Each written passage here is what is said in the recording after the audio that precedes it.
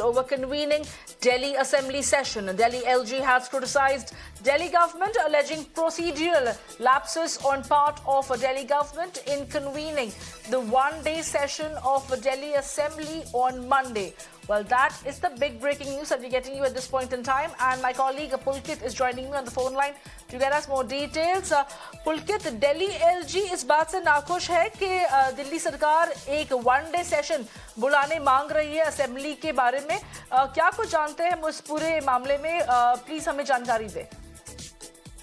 देखिए, दिल्ली सरकार ने 17 अप्रैल को कैबिनेट के अप्रूवल के बाद में एक दिन का विधानसभा सत्र बुलाया है, लेकिन उपराज्यपाल का ये कहना है कि ये नियमों के मुताबिक सही नहीं है इस तरीके का विशेष सत्र बुलाना.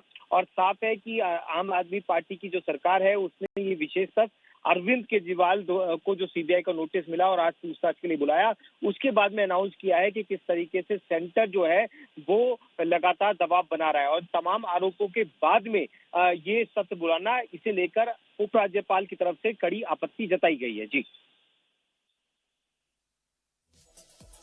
जी शुक्रिया पुलकित, हमारे साथ जुड़ने के लिए, सारी अहम जानकारी साझा करने के लिए. The Delhi LG has been ticked off with the decision of the Delhi government for an one-day session, a special session that the Delhi government wants to call of the Delhi Assembly on Monday.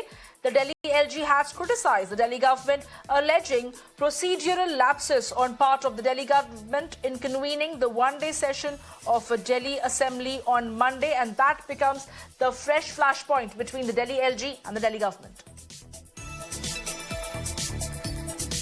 And we get you some more breaking news at this point in time, and this is about Rahul Gandhi's chopper.